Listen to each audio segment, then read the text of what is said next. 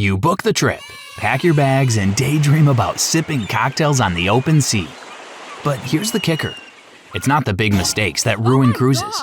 It's the small ones nobody tells you about. The kind you don't even think about until they hit you at the port.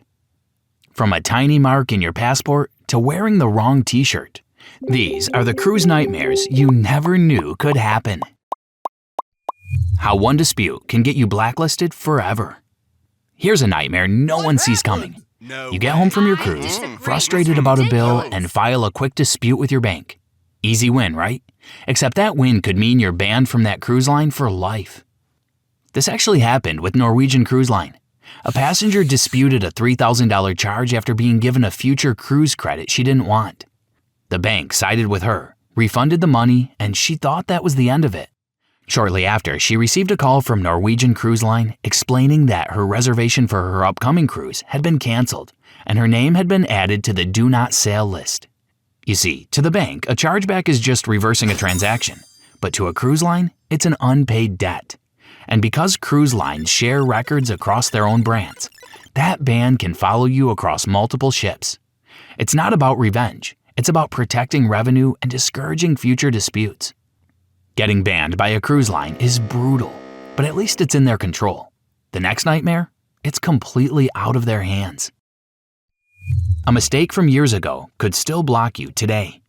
You've planned your cruise and your bags are packed, but a past DUI could keep you from stepping off the ship, even if it was years ago. Canada law treats many DUI convictions as serious crimes, and cruise lines confirm it. If your itinerary includes any Canadian ports, past convictions, including DUIs, might mean that you can't leave the boat. While everyone else is off exploring Victoria, Quebec, or Montreal, you're stuck entertaining yourself on the ship. It's not the cruise lines doing background checks themselves, but the country you plan on visiting. Immigration and border authorities check passenger manifests. There is a way around it. Under certain circumstances, you can apply for criminal rehabilitation or a temporary resident permit and enter the country. But this is usually a hassle passengers don't need. If you've got a clean criminal record, you've got nothing to worry about, right? Wrong. Something as simple as your outfit could ruin your cruise. And no, this isn't about dress codes. Some clothes are literally against the law in some ports of call. Camo isn't cool. It's straight up illegal. Think wearing camo on your cruise is edgy or cool? It really isn't. In fact, in several ports, it's straight up illegal. You could be told to change, be fined, have your clothes confiscated, or even be arrested. Royal Caribbean puts it plainly. Camouflage print clothing and accessories, as well as military-style clothing, is illegal. This doesn't apply everywhere, but it is true for Antigua, Barbados, Grenada, Jamaica, St. Lucia, and Trinidad and Tobago. Carnival confirms that these rules aren't just suggestions. They're enforced in many Caribbean ports. Many Caribbean countries reserve camouflage designs for military uniforms. Wearing camo as a civilian can be seen as impersonation or just confusing. Cruise ships cross multiple jurisdictions, and if one port flags your outfit as illegal, that causes major headaches for the cruise line.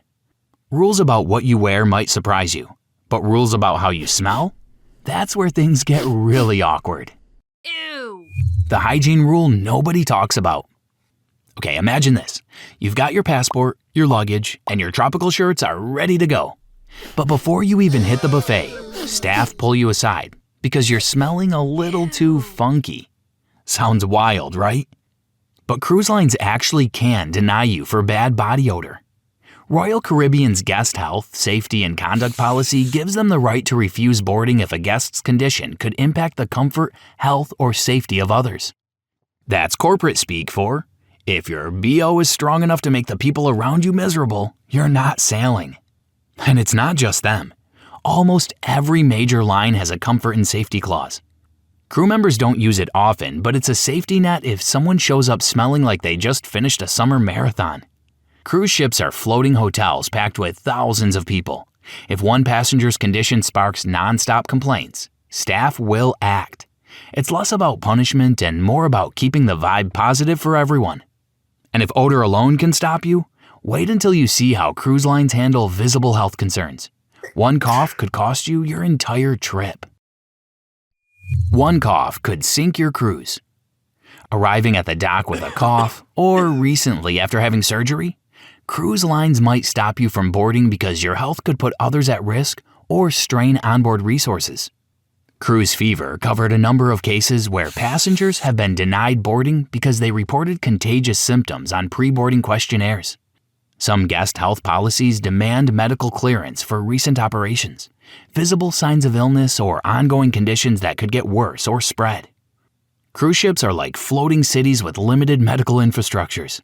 A seriously ill person on board can cause a whole load of issues, from needing emergency care in the middle of the ocean to endangering the lives of other passengers. Cruise lines use medical screening rules both before boarding and at check-in to reduce those risks. It's about managing liability, the safety of everyone on board, and preventing medical disasters. Being turned away for your health feels harsh, but at least it's face-to-face. The next nightmare? It can happen before you even leave home. The screenshot that canceled a $15,000 cruise. Picture this. You post a screenshot of your booking confirmation online because you're excited about your trip, just like thousands of people do. Then, 48 hours before departure, you get an email telling you your cruise has been canceled. What happened? Tiffany Banks booked the VIP Excel Presidential Suite on Carnival long in advance. She paid more than $15,000 in total, including the cabin and all the extras. But then she shared a screenshot that included her reservation number on Facebook. Someone saw it, created an account on the Carnival website pretending to be her, and canceled her whole trip. Carnival said it was identity theft. They offered 2 middle-of-the-ship interior rooms in place of her luxury suite. She declined. Wouldn't you? But she was given no alternative, no refund, and she and her family were left at the dock. Booking systems often verify changes using only the reservation number, name, and login details. If someone posts this information publicly with enough ID info, bad people can gain access. Cruise lines outsource safety by making you guard that information and holding you responsible if you don't. When the ID you brought still isn't enough. You did everything right. You collected all your documents and you double-checked with the cruise line that you had everything in order. But at the terminal, your ID gets rejected. That's not just unfair, it actually happens. Shannon Nutting got in touch with Royal Caribbean, who confirmed that her son could board using his student ID, since he didn't have a state one. Yet at Port Canaveral, terminal staff refused the ID, saying it wasn't acceptable. The ship departed without the family and their vacation was ruined. To make things worse, Shannon called Royal Caribbean and they later confirmed that her son should have been able to board with his student ID. Booking systems, manifests, and port staff need IDs that meet the line's policy. Valid documentation often means specific kinds, usually government-issued photo IDs, not school IDs. Even prior verbal or email confirmation can be overturned at the terminal. Even if you've got the right ID, just wait until you see what counts as damage on a passport. Valid to you, invalid to them. You're standing at the check-in desk with what you believe is a perfectly valid passport, but staff notice a tiny bit of damage, and just like that, you're denied boarding. It sounds harsh, but it's absolutely happening. In 2025, a British couple, David and his wife, flew over 10,000 miles to join a 14-night Cunard cruise from Sydney to Indonesia, and then on to Singapore. At the terminal, immigration wouldn't let David in. Why? Because his passport had loose stitching near the center seam, which authorities said constituted damage. Even though he used it to fly into the country the day before, that minor defect was enough to stop them from sailing. You see, every country on a cruise's itinerary sets its own passport condition rules. What counts as damage can vary wildly. Loose stitching, water spots, or even a pen mark can be seen as a risk for entry delays and stamping issues. Immigration and cruise terminal staff err on the side of caution. If any port says your passport might be rejected, you might be stopped before you even board. Let's say you made it through check-in. You're still not safe. Skip just one safety requirement on board and you could be escorted right back off before the ship even leaves port. Skip the safety drill? Say bye to your cruise. The mandatory muster drill is your gateway to the ship. Miss it or try to sneak past it, and you could be shown the pier instead of your cabin. Under international maritime law, every passenger needs to attend the safety muster drill on the first day of the cruise before the ship can leave the dock. Reddit is full of stories from people who tried to skip it. But when the final time hits, if you're not at your assigned muster station, you'll be hounded until you do. Avoid it long enough and your cruise card could even be deactivated. The muster drill isn't optional. It's a major safety requirement set by Safety of Life at Sea. Crew need to ensure everyone aboard knows emergency procedures. If someone misses it, that passenger may not know what to do or where to go in an emergency. Survive the drill? Congratulations. But don't get too comfy, because even when you think your cabin is locked in, the cruise line's math might disagree. Booked your cabin? Doesn't mean you'll keep it. So you booked your dream cabin months ago, counting down the days, imagining the view, and then at check-in you hear the words nobody wants to hear. Sorry, your cabin's not available. In June 2025, Royal Caribbean's Navigator of the Seas was oversold. Guests who thought they had cabins locked in were told the ship was overbooked and shuffled into different cabins. Passengers were given the option to switch dates or take future cruise credit to smooth things over, but plenty of people were still frustrated. Here's the system behind the chaos. Cruise lines run passenger numbers through demand models, predicting a percentage of no-shows, last-minute cancellations, and people who rebook. To avoid sailing with empty cabins, they oversell them, just like airlines do with seats.